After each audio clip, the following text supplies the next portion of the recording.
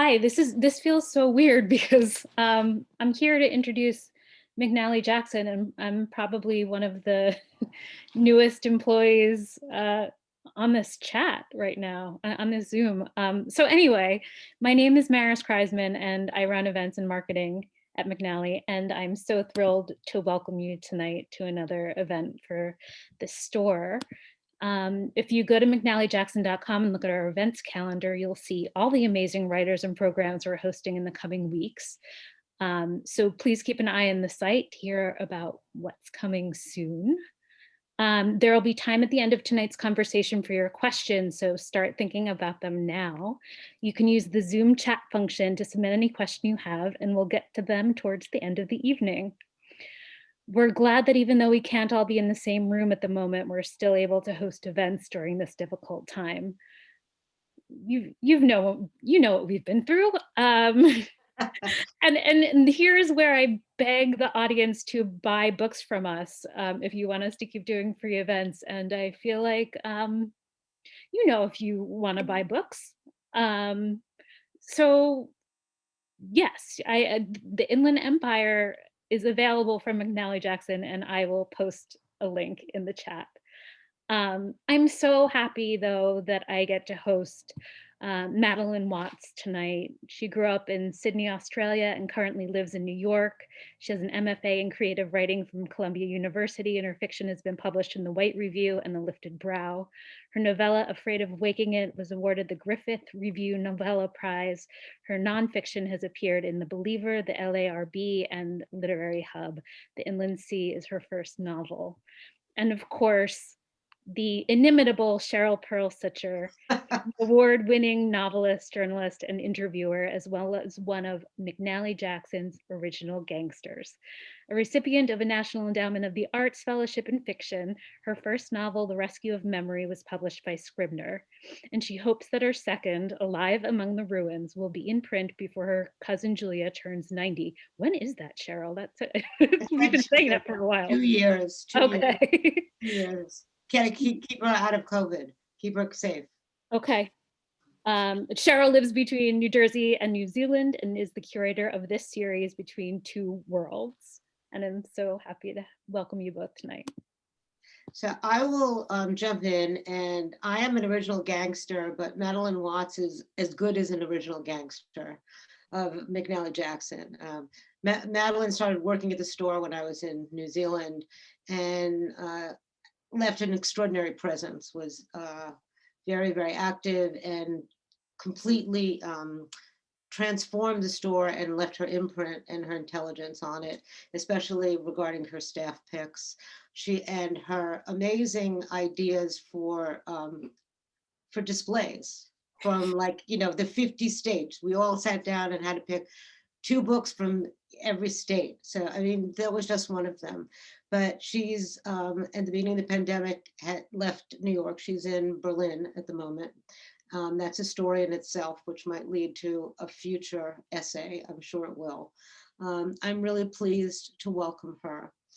Before I ask her to read from the Inland Sea, I wanted to say something about her staff picks. As an original gangster, I've been there and I've seen some real literary stars starting at McNally Jackson. And the only person whose staff picks could even compare to Madeline Watts was Justin Torres. And we all knew Justin had an amazing future because his staff picks were just amazing, as are Madeline's. So I welcome Madeline. I thank her for agreeing to talk to me about her novel. And she's going to read from it, and then we'll talk and we'll answer any of your questions. Yes, thank you so much, Cheryl and Maris. As discussed, I normally live in New York. I am in Berlin right now, so it's 1 a.m. So I apologize if I'm slightly less cogent than I might otherwise be. I had intended to be back by now, but the pandemic being what it is, I had to cancel my flight. So I'm going to read a couple of pages that are from the beginning of the book. You don't need a lot of context. All you really need to know right now is that the narrator has basically finished university and she doesn't really know what to do. She's been looking for a job. I was interviewed in a beige room on the 7th floor of a building in Darling Harbour in the office of the country's largest labour hire company. 4 women were hired that day and I was the only one who had finished high school. I figured out later that the hiring policy was based on the likelihood that the applicants would stick around, and the 4 of us didn't look like we were doing anything else. As we left the group interview stage and emerged from the elevator into the rush hour foot traffic on Market Street, a girl with bleached hair and 3 inches of black roots told me she had failed a spelling test, but was pleased that they told her she'd receive a call in a couple of days. She made a sound that I think was meant to be laughter. I told her I had studied literature and she asked me if that meant books. The actual office was located on the other side of the city. It spanned the 2nd floor of a skyscraper on the corner of Bathurst and Elizabeth Streets, overlooking Hyde Park. Technically, the office was on the same street that I lived on and I could walk to work, but my stretch of Elizabeth Street was all kebab shops and bars and brothels, as though in the half hour it took to walk down Elizabeth Street to my house, the city was gradually loosening its belt and taking off its clothes. The proximity of the office to Hyde Park made it easy for me to imagine that I might enjoy the job. And in the morning, it was soothing to see busy professional people making their way through crowds that streamed steadily along beneath the Moreton Bay figs that lined the street. But the managers drew the blinds at dusk, and besides, most of the time you were not sitting near the window, and the window was not much of a reprieve from the trilateral smog-coloured workstations, and the fluorescent lighting, and the constant ringing of phones. After a morning of training that encompassed company policy and instructions on how to navigate the procedures and regulations of the nation's largest telecommunications company, a woman with corkscrew curls and broken teeth named Pat showed me how to use the desktop computers where we received the calls. I was handed a headset and placed at a workstation. I started answering the phone. People were meant to dial 000, but every single person who called was in a panic, and some people who had been confused by watching too much American television would slip up and dial 911 instead. It didn't matter. The calls came through anyway. Every emergency phone call in the country came through to centres in either Sydney or Melbourne. In these centres spoke the first voice a person would hear in a crisis. After establishing whether someone was in need of the police, the ambulance, or the fire brigade, it was my job to determine a person's state and town and connect the calls through to the dispatch centres. The first one wasn't too bad. Emergency police, fire, or ambulance, I asked. The man on the other end of the line said, police, there's been a crash on the M4. What state and town is the emergency in? Well, it's the M4. There's a sign for Wet and Wild up ahead, so what's that, Maryland's? Maryland's in which state? Oh, New South Wales. Connecting to the police for Maryland's, New South Wales. The line rang twice, the police answered. I read them the job number, waited for the police and the man to begin talking, pressed the right arrow key 3 times, hit enter and hung up. It was even boring. The calls went on like that until late afternoon. At 4:45, a red siren above the windows that overlooked the park began to blare. It means there's high traffic, Pat explained with all her curls and her teeth. A car crash, a breakdown, asphyxia, a wrong number, a misdial, a car crash, and then screaming. Ambulance, I need the ambulance, the ambulance, the ambulance. What state and town is the emergency in? Werribee, Victoria, I need an ambulance, an ambulance. And the phone rang, and the woman screamed once more, and I connected to another number and told her the ambulance service would answer as soon as they could. And it rang 12 times while she screamed, and the siren blared above the windows while the rush hour crowds streamed through Hyde Park. But eventually the ambulance entered, and eventually the siren went quiet. The ambulance answered. In my first afternoon working at 000, I took calls from angry drivers, an old man with chest pains, a white woman who didn't like the look of the brown boys on the corner, teenagers fucking around after school, a woman hiding from her ex-boyfriend under the bed, and a mother whose baby had turned blue. The phone calls came from everywhere in the country at every time of day. In a few months, I learned to spell the names of all the tricky towns, regardless of the fact that my knowledge of their locations on the map was usually hazy. Towns with hidden U's got to be my favourite: Arakoon, Wauchope, Nhulunbuy. Gradually, I learned the dangerous parts of every city by the number of calls coming through. I winced hearing the names of places I had never been: Mount Isa in Eagleby, Burke and Mount Druitt, Narre Warren in Frankston, Tennant Creek in Alice Springs. I made a vow that I would never set foot in Cairns or Townsville. If callers didn't give us a location or the noise on the phone sounded like screaming or struggle, we could connect to the capital city of whatever state we thought the call was coming from. There was data on the screen, but it didn't reveal much. We could see neither names nor precise locations that might illuminate a caller's emergency, only their state and phone number. Calls for domestics on Thursday Island, a location so remote it was practically Papua New Guinea, could be referred to the Brisbane Police Dispatch Centre, regardless of the place being half a continent away. Because it was, after all, in Queensland. A shift of 8 hours involved being dropped into emergencies and pulled out, hearing only pieces of whatever the story was, up to 50 times an hour. We asked the questions we were meant to ask. We did it quickly. We stuck to the script. The script we were taught on our first day was meant to shield us from distress. If all went as planned, the person calling didn't tell us about the fire raging down the cliff or the body they discovered at the bottom of a gully. We waited to hear the caller engage with the paramedic or the firefighter, and then quietly hung up before hearing the details. We were not meant to hear the problem. We were not meant to hear the woman howl for the baby turning blue in her arms. But the woman howling couldn't know that I was not the person she was meant to tell. She didn't know that I couldn't help her. The centres never closed. We worked in 8-hour shifts around the clock, and so we tended to fall into 3 categories. The morning group, peopled mostly by senior citizens in orthopedic shoes. The overnight shift, filled mostly with erratic cosplayers, the autistic, obese, or formerly incarcerated. And the afternoon shift, where the rest of us ended up. There were actors and sculptors, high school dropouts, TAFE students, the listless, the aimless, and those who had fallen into the job because it seemed like a worthwhile way station between one thing and the next. Pat, who trained me, had been an environmental lawyer, and I never learned why she was a lawyer no longer. The shifts we worked could change according to the whims of the contractor we were technically employed by. Some weeks would be filled with shifts that began at 4 in the afternoon and ended at midnight, followed by a shift that began at 5 in the morning and ended at 1. Without the windows, there was very little to look at and do in the call centre. Televisions were mounted on the walls on either side of the room. They were never turned off, but they didn't have sound. We were not allowed to watch subtitle programs. We were not allowed to read, to have our phones, or to eat. We were not trusted with distractions. To fill the time, we talked to those at the phones around us, but nobody talked about the calls. Why should you care? Pat asked whenever in the first week I expressed distress. During my first week, Pat, with her terrible teeth and corkscrew curls, tried to explain the way the place worked. Some people can't hack it, she said. They take the phone calls personally, and those are the ones that are out of here in 3 weeks. You've got to get it into your head that this is just a job. I nodded. I did not want to be one of the weak ones who couldn't hack it. She explained the centre's social dynamics. She pointed out the couple in the far corner who were having an affair. She pointed to the middle-aged man who went to Thailand every year to get a hair transplant. She pointed out the pair of skinny men with soft bellies, the dumbest fucks here, she said. They knew nothing about anything. Climate change is real, she advised me as I finished another call. I nodded. She told me about the bleaching of the Great Barrier Reef, the melting of the permafrost, the rising incidences of freak weather activities, as though I believed it wasn't happening. The glaciers were melting, she said, and I nodded. The sea would rise by 100 meters, maybe more. The Maldives were already sinking below the surface. The oceans were acidifying.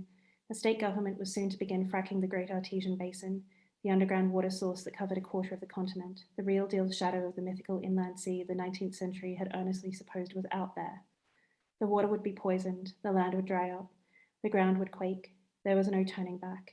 And those dumb fucks, she pointed again, all they give a shit about is footy and lunch. I nodded. Hey, you've got to answer in 3 seconds, you know, she gestured to the screen where the incoming call icon was displayed. If you don't answer within 3 seconds, you're gone. It occurred to me only later that perhaps I was not suited to this type of work, not having much in the way of appropriate boundaries between myself and the rest of the world.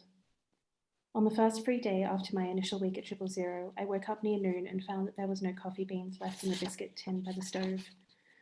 I pulled on a too big sweater over a tatty dress and left the house without showering. Outside, I fumbled with the keys to the iron security door. A week earlier, I had tried to leave the house to find that overnight somebody had wrenched the heavy couch underneath the front window across our door to bar our exit. There was no way to push it out of the way. I woke up my housemate Paul. With Joe, who lived in the room next to mine but who I barely ever saw, I watched Paul climb out my window and shimmy down the drain pipe. We watched him jump from the awning and push the couch back into place and use his key to open up the door and walk back into the house. The couch barring the door seemed like an augury. It seemed to confirm my suspicion that everything contained the potential for menace. After a week taking emergency calls, everything did. The Greek lady next door was sitting beneath the trellised grapevine that grew over our stairwell to the street, but she turned away from me as I locked the iron security door and pretended to organize the wool in her sewing basket.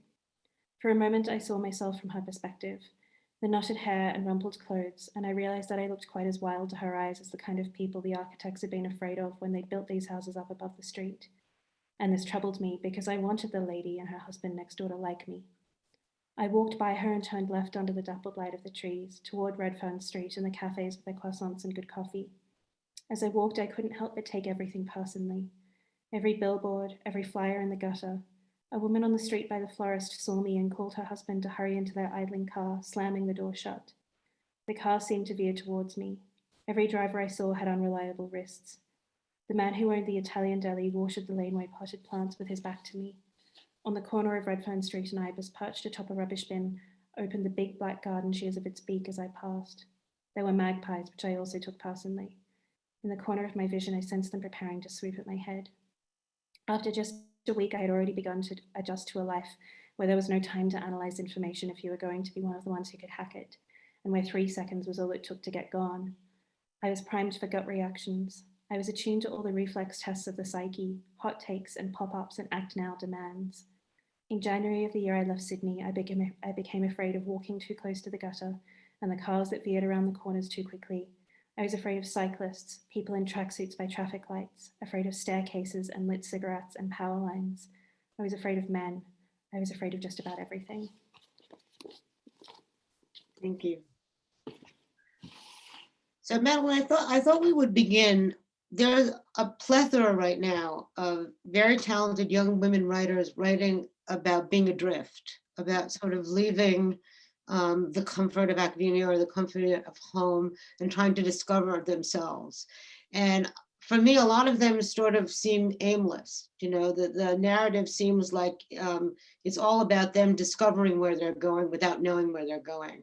And one of the things I think is very different and very successful about your novel is that it's really tethered to the inland sea, to the whole idea of the climate crisis, and that the objective correlative of what's happening inside your protagonist is also happening around her. So there seems to be almost like a blending of the two characters. I could even say that the continent of what's happening in Australia is a character in the novel. I wanted to start by talking about how you got that structure and how did the novel begin? Oof. Well, the structure is a bit different to how the novel began because it started as something that was very different to what it became. So when I started writing it, was probably like 2015, early 2015 that I started writing it. And at that period, I was very interested in reading and writing stories that were about women that were sort of anti-heroines, in the way that there are lots and lots of books about anti-heroes that I had grown up reading. And those were the things that were available to me when I was a teenager. And in fact, one of the like big things that sort of happened right when I first, like in terms of my thinking, right when I moved to New York, there was an event at McNally Jackson that was for a pamphlet that N+1 put out, which was all of these conversations about women, between women, different writers who lived in New York, talking about the books that had been really meaningful to them. And I remember going to the event like months before I got a job there. And I bought like 7 or 8 books after that. And that was a real education in women writing about women's experiences that were not like fully formed, and they were stories about women who weren't fixed. They were like Chris Kraus and they were Jean Reese, all of this stuff that I find still like really exciting. And at the time, I didn't feel like that was really being represented. But obviously there's been like a whole boon of millennial women novels, and it's just like, it's like a thing. I didn't know that it was going to be a thing when I started writing. But obviously like a lot of women were feeling that kind of need to address that. So I wanted to write something specifically about like young women's experience, about formlessness. And then the structure changed. I didn't know that it was initially going to be that much about nature and climate change, but I kept writing these bits and pieces that were very like descriptive of place. And because I was really homesick for Sydney, a lot of that they got quite long and florid and very like tactile. And I spent a while, I decided that I wanted to get the bird sound right. So I needed to go and like listen to all of these different bird song sounds from Sydney. And I kept doing that throughout writing it, at the same time as I started getting in my personal life, more and more frightened about nature. I was always like, I'd get up in the morning and I would like look through my phone, and I read The Guardian on an app, and you can save articles, and everything I would save would be like wildflowers blooming in Britain in midwinter, mass whale die-offs, it's just like endless, like all of the fish in this river are dying.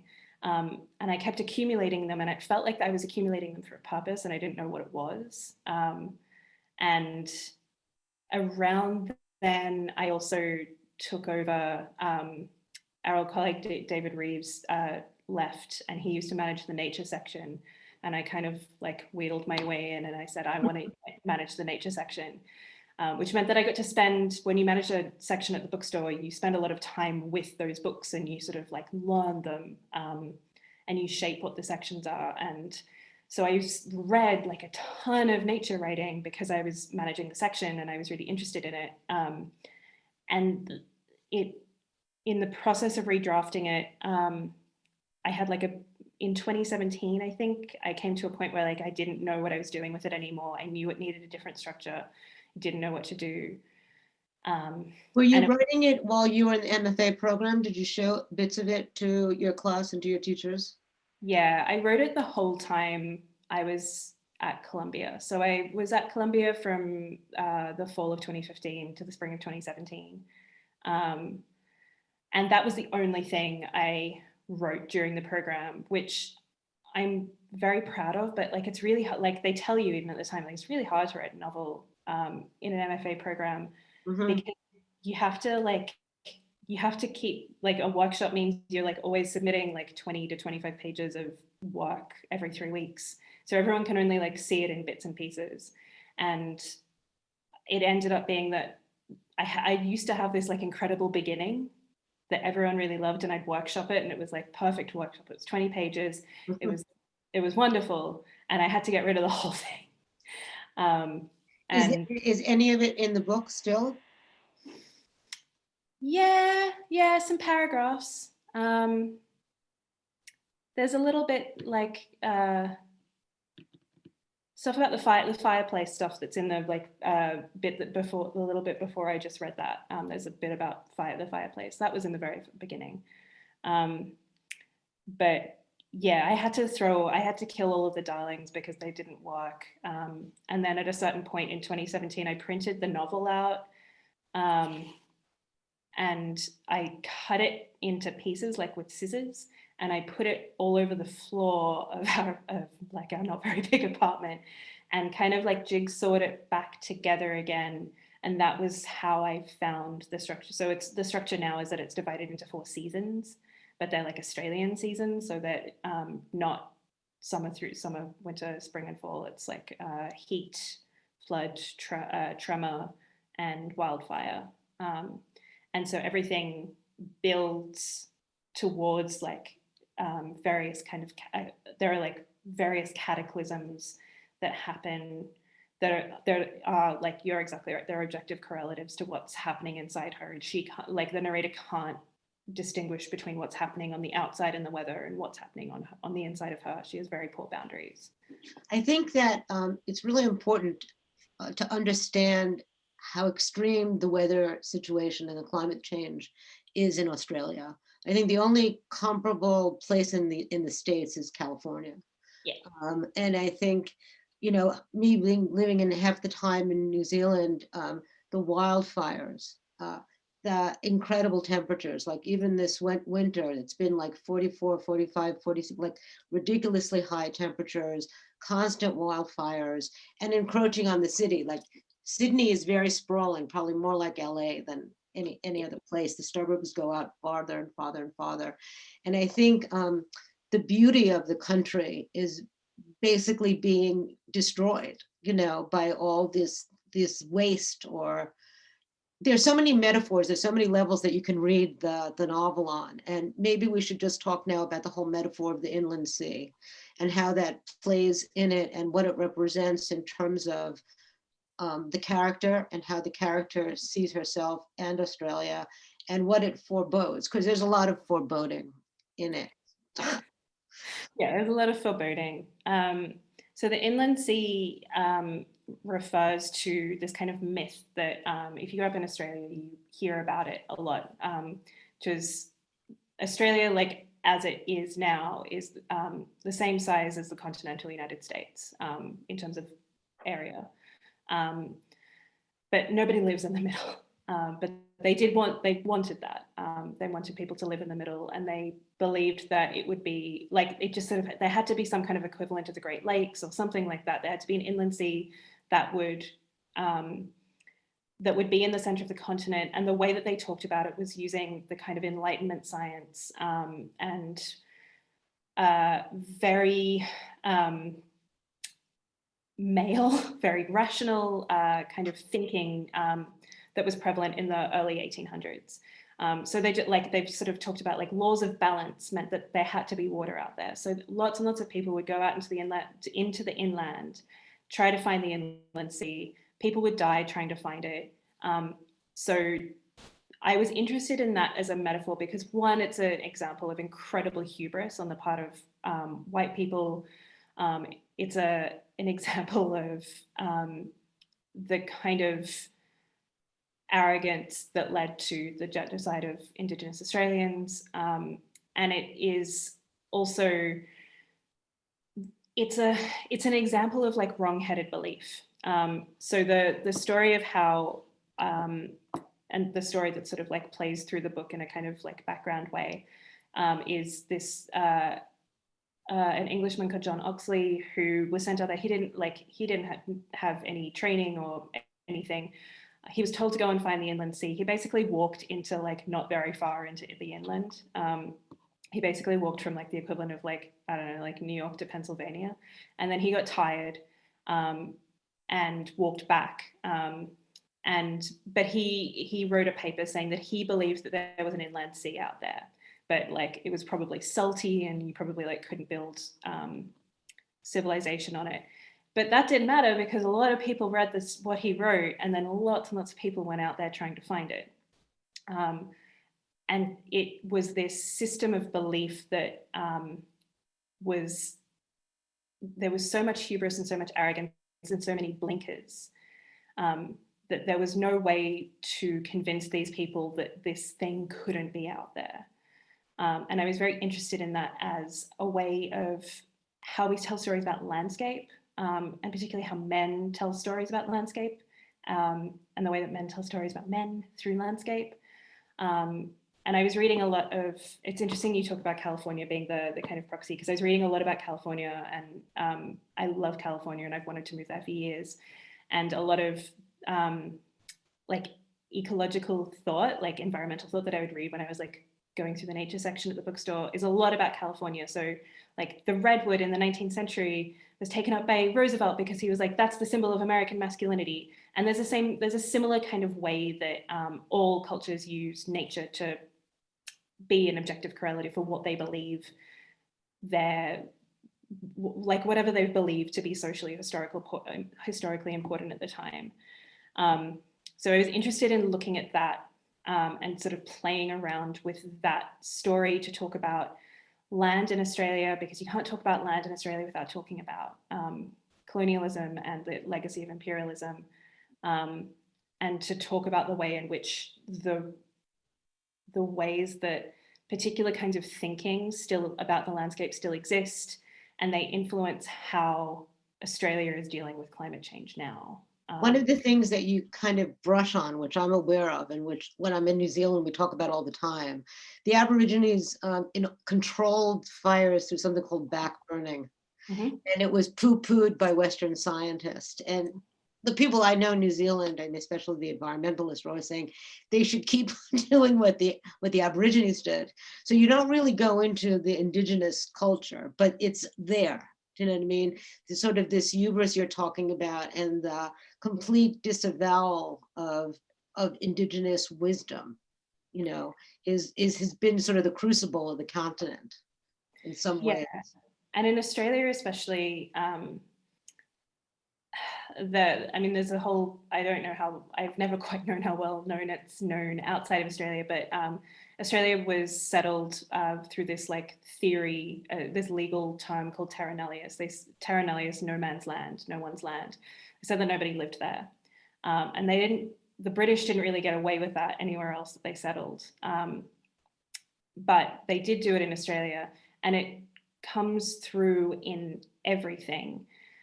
Because in a lot of like, I was very interested in sort of like responding and dealing with this like very like micro genre called the Australian Gothic, which is, you can see it even like now in like Picnic at Hanging Rock, where the landscape takes on a kind of malevolence and agency that people do not. And that absence is, it's like filled and screams with the genocide of Indigenous Australians and the disenfranchisement of Indigenous Australians. But the almost like lack of, like Taranelli has kind of produced that.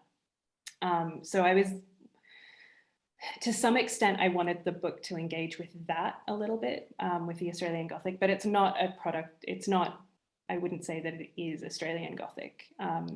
But to some extent, I was trying to, like, in a lot of the kind of more florid sections that are about the landscape, especially kind of prognostications about what's meant to happen in Australia, there are bits where, like, I talk about sea level rise, and the other thing about the inland sea is that if sea level rise happens with the extent that they think it might, like the maximum on maps, then the inland sea will fill again in the middle of the continent. So there will be one. It's just there hasn't been one there for like 200 million years. There's it's, when I was thinking, when I was preparing for this, I was looking, who are the Australian women writers that would have influenced you, and which were the men. I mean, I say this, and I said this to the group, I came to your wrong side because I asked you when I first came to the store if Patrick White was a South African, and that kind of condemned me forever. But you can see and feel Patrick, White in there. The powerful landscape, I think about Miles Franklin, and you have introduced a lot of us to Helen Garner, but I see you more in like Janet Frame. You know what I mean? In this sort of very much female, almost like an exquisite sensitivity to the world around him, like the self blending into the environment. But I don't see a lot other than in film. I think most of what Americans know about Australia is through film. Yeah. And in literature, I think, no, men. I mean, I was thinking about Richard Flanagan. Richard Flanagan once came into the store, and he was really, to me, representative of everything brutal and like boyish about Australian fiction. He just asserted himself and just sort of said, I'm here, why aren't you making a big party for me? Because I'm so famous. And he's a wonderful writer, but it's a certain kind of masculine attitude in Australia. And your book is extremely feminine, and fearless in a lot of ways, but kind of fearless sometimes to the detriment of the narrator, which is one of the things I see in a lot of these adrift female intelligent novels, is exploring, discovering oneself by engaging in danger. Yeah, to some extent, like you're absolutely right. Australian literature, like what's known of it, and especially because I managed the Australian literature section for 6 years at the bookstore, I know what sells. And it's all like Gerald Murnane, Tim Winton, Patrick White, Thomas Keneally, Peter Carey, Richard Flanagan. And the women who sold were the ones that I kind of pushed, like Helen Garner, like Josephine Rowe, like Shirley Hazard. And there's not, in terms of like writers who I was reading while I was writing the book, I've always sort of read bits. I've always loved Helen Garner, but I don't think that Helen Garner's like deeply in the book. But I did discover Janet Frame while I was writing the book, and I remember you and I talking about her quite a bit. And she was a fairly big influence in the way that I sort of had about 6 months where I read nothing but Janet Frame, and she had like a huge effect on my language. It got really lyrical. And I had to, there's still some of that in there. And I had to rein that in a little bit because it's not really like the natural way that I write. But I loved, though I was reading a lot of like it's in Elena Ferrante as well, and like Donna Haraway, ideas about femininity that talk about borders and the borders between the body and the outside world. And there is a wonderful bit at the end of the last of the Neapolitan series, where the friend Lena, I think, could ever remember the names Lena and Lila, but like the friend, she's always throughout the books talking about like the feeling that her borders are dissolving, and then there is an earthquake, and that is like the pinnacle. That's sort of like the peak of the entire series, is how she reacts to the earthquake, and that was very important in how I was thinking about like how to talk about femininity in that way that you're talking about, of like being kind of fearless and making bad decisions and feeling that you're sort of, I think it's like a fairly like common experience of young womanhood to walk through the world feeling like you don't really know where your borders are. You're still trying to negotiate them, but you also have to protect them at all costs. And in Australia, I don't know if it is still the same, but like I've lived most of my adult life in America. Like I've lived in America for nearly a decade, aside from this like Berlin sojourn that I've forced to be in right now.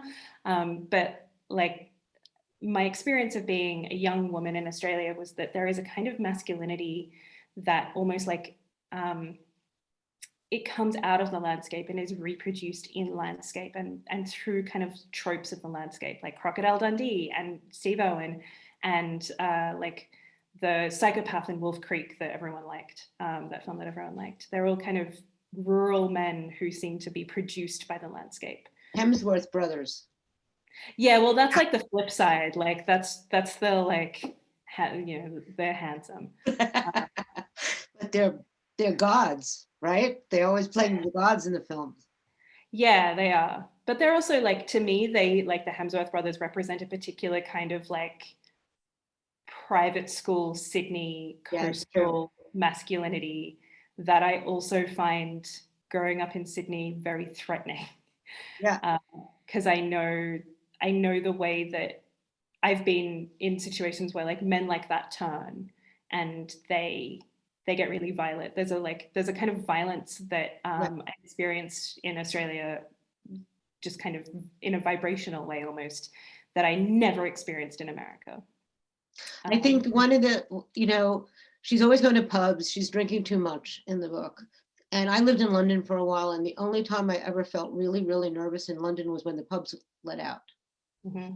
And there's a tremendous sense in your novel of urgency and danger. But also the character gets herself in trouble, but she owns it. And I think that's one of the difference between your generation of women writers and maybe previously feminist writers who often feel victimized. Your character gets herself into these situations and she owns them, even the bad situations. And that they all become sort of learning experiences, even how she deals with the 000 job. And I thought that was also an interesting correlative, because why does she take the job? She's leaving a program. You know that she's a writer. She's going to be a writer. She sits in at her desk. She takes notes. She doesn't write because someone told her, oh, you should take this job because it'll give you something to write about. Mm-hmm. And so that is some part of the evolution of the character as well. So there is this ownership of everything that happens, even the saddest and the most disastrous things. And that, it's forming her towards becoming the artist that she will be. So it is a very different kind of narrative, I thought, and very successful. Yeah, I wanted very much to resist any sense that you generally have in novels that have sort of like arcs of redemption. I didn't want her to be stuck in an arc of redemption. And I was really, a lot of the books that I really liked and that I was sort of modeling that kind of narrative arc on were like Emma McBride's book, A Girl's a Half-Formed Thing, and even like The Flamethrowers. But I got a lot out of reading Jean Rhys as well, where those characters just continually make like kind of poor decisions, and they're to some extent filled with self-pity, but they don't ask, they kind of lean into the self-pity of themselves. And to some extent, I felt like that was accurate to a lot of experience. Like when you're young, I don't like, she makes bad decisions, and in all of the conversations I've had about the book, people have been like, she's so bad to herself. But I don't think she's necessarily like, she gets drunk, she makes some bad decisions. Like she's not having a good time of it, but I don't think she's behaving like in a much, much worse way than lots of other women do when they're 22 or 23. It's just that the book is really close to her perspective. You know that it's written in the past, but you never like have a sense that she's really reflecting on it, because it's very much within this sort of present tense moment, that mimics the kind of structure of the phone calls that she has to take at the call center, where she can really only ever be like in that like 10 seconds of panic while she's transferring the calls. So I didn't want her to have like an arc where you know that she's gotten better, or that you have some sort of promise that she's fixed now, because I don't think people are like that. No. And that didn't feel like an honest depiction of the experience. And I think like when I first had the sense that like I'd grown up reading all of these like anti-heroes stories and books, there aren't enough of those for women. And I wanted, in the very like beginning kind of the novel, when I was thinking about it, I wanted it to be in conversation with those books and those texts where like she just like the book kind of just ends. Like there's no sense that she's like gotten better. I think though there's a definite, there's a structural arc. I mean, I have some friends who are teachers who are watching this. And so there's the arc. She moves into the house in the beginning of the book, and she leaves the house at the end. So you know that there is this sort of movement. And when I've taught teaching, writing stories, there's always, you have to keep on moving, and then you go back and forth into the past, into the present. So we know that she's going from one place to another. Mm-hmm. And you do that, but then there's a lot of balance. Like you were talking before about trying to hone your lyrical language. I felt like the most, like great drama, that the most dramatic scenes were the most sparse in language, and that the descriptive language was left for the landscape. And you were really creating a sense of the world that she's in through the language. And there's also the sense of her dissociation. Like I thought the choice of her being an operator, and why she's successful at it is because she can dissociate, mm-hmm. which is a quality that she exhibits throughout the book. She's, she's ability to sort of take, her brain leaves her body. And the only way that you could be successful as an operator dealing with people in strict emergencies is to be able to do that as well. So there's a lot of sort of balance in the book, which what I think makes it very successful.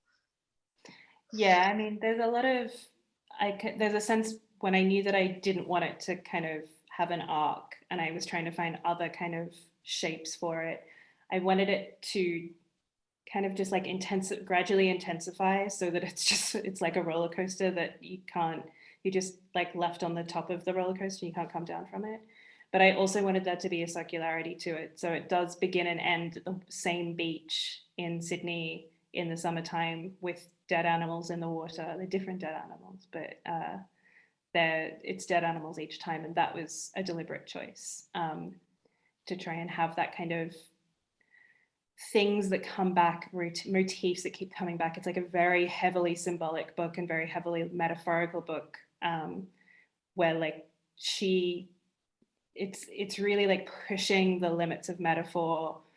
It's particularly because it's so much about nature and climate change, to try and depict like what it's like to experience a day-to-day experience of climate change, as we're all experiencing it now, through this person who has like really no set, like she's disassociative, but she also doesn't have a sense of like where she begins and the world starts, or she ends and the world starts. One of the things I think is really, like, you are probably one of the best readers I've ever met in my entire life. I mean, you read absolutely everything and you digest it. It's not like reading a few pages. And I think that it really shows in the work. I mean, I meet a lot of people who want to write, but they don't read. And so you're exactly the opposite. I think, the depth of your reading and the way that you've sort of absorbed it and can talk about it and talk about your influences and be able to write and read at the same time, because I know a lot of people who write can't read. But I think it sounds to me like as you were writing that you were almost nourished by the books that you were reading. Yeah, I think it helped. I've al- the way I used to, I don't know that I necessarily write like this anymore, but like to write when I was like prepping, I couldn't just like go into a room and sit down at a desk and start writing or open a document. I had to read almost as like a way of getting my head in the right space, and I would have to be reading the right thing, and I couldn't like go back and recycle the things, so I was always looking for different things. It helped very much that I was working in a bookstore, because I could come across things that I I wouldn't have discovered otherwise. And I have moods in like I read a lot. I read like I'm well aware that, especially now that I'm teaching, like I read more than like most people can, which is fine. But like I would have moods, so I'd like go over to poetry when I needed poetry, and I'd go to like letters when I needed like like an interior voice that was raw. And the reading coalesced in a way that I think was really helpful. But yeah, like sometimes if I was reading something like Janet Frame for a long time, or like one of the big influences on the book that nobody can read because it's out of print, and it's like very annoying it's out of print, is this book called For Love Alone by Christina Stead. And the book is very much in conversation with that book, and is very referential of it in some ways. It's also about it's a book about a woman in Sydney leaving. It's sort of like the greatest Sydney novel that I know of, and I wanted to write a Sydney novel.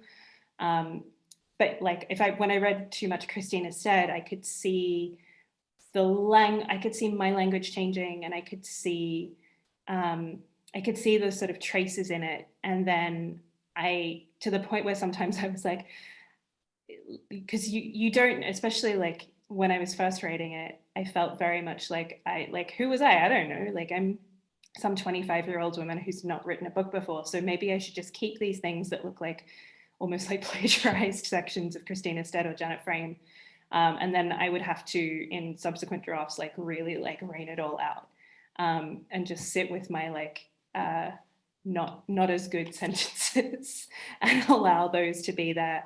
But you can sort of still see, like the book is I think maybe everything I will ever write is always going to be made up of lots of other books. What is home for you now? Home, I was about to say home is New York. It's not Australia, and it's not here. I went back to Australia, so I was going back to Australia for the Sydney Writers Festival earlier, like right when the pandemic hit, and then I got stuck there for several months. And that was the longest time I'd spent there since I left when I was 22 or 23.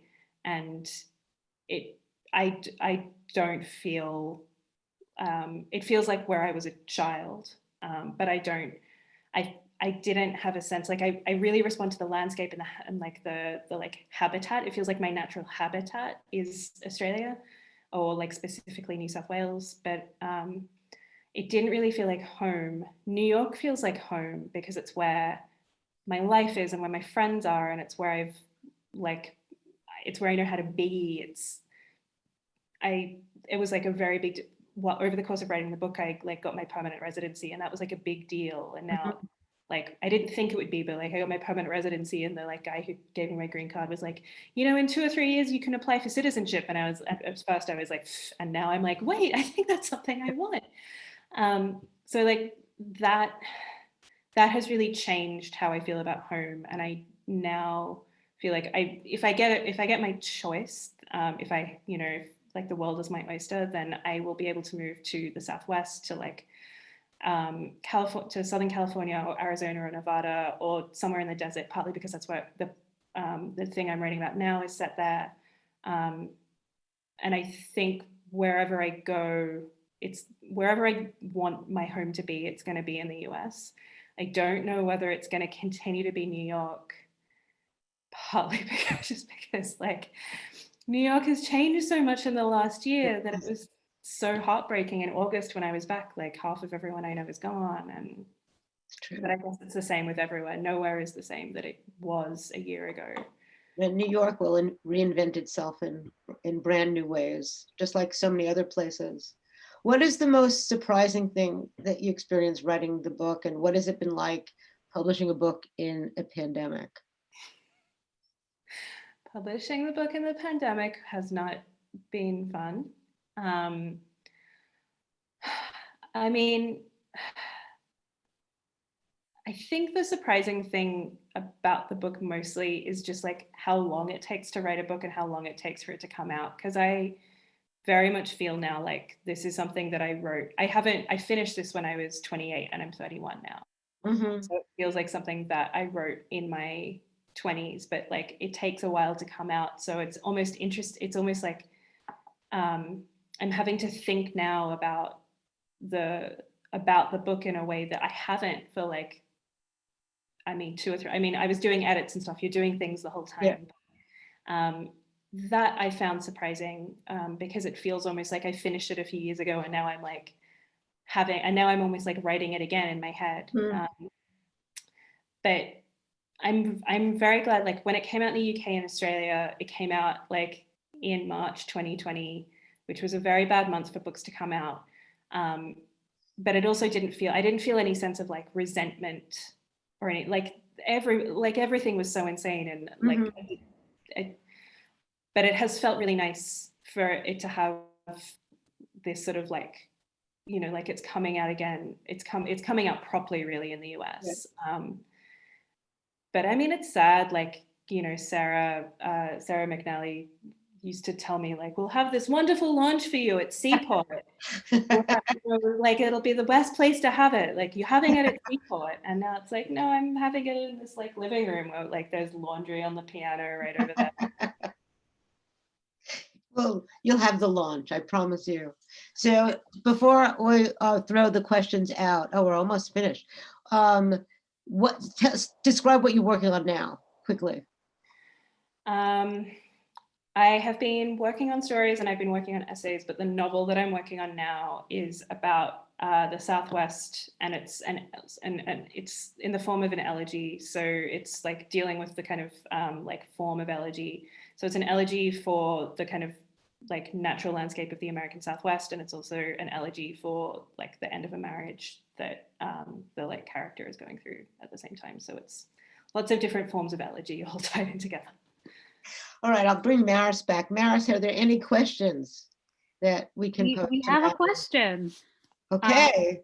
Ishrat says, I like that your narrator was not named and she serves as a stand-in for a parallelism between women and the land itself, as a kind of terra nullius and the depredations that are visited upon both. Mm-hmm.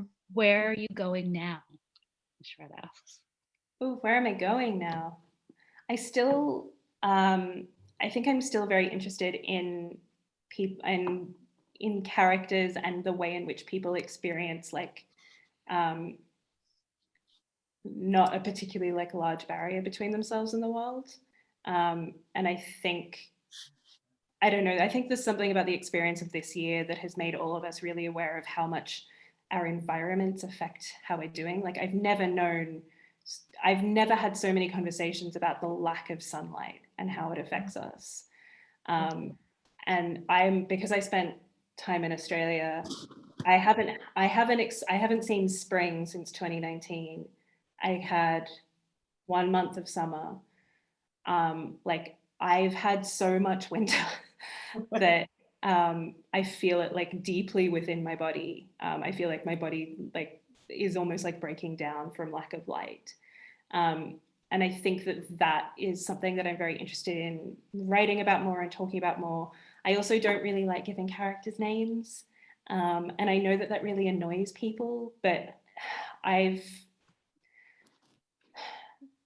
don't know, there's something about like naming a character that feels almost like ownership, when I first started writing the book, it was very interested in like naming and what it meant for women to name themselves, what it meant for women to change their last names when they got married. A lot of that left the book, but it was always really important to me that the character be nameless, kind of because of that.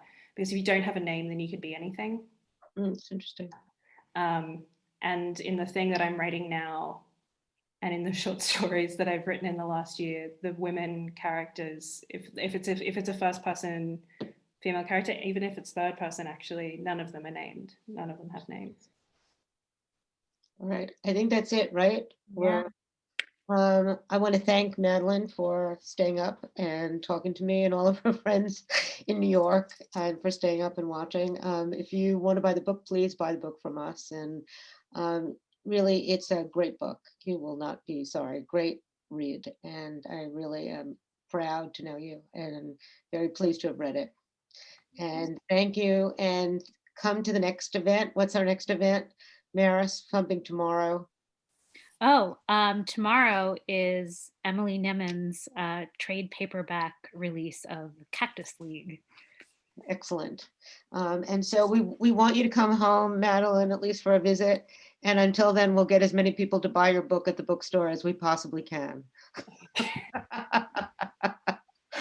All right, big hugs. And we'll see you next time. Take good care. Bye bye. Much. Bye.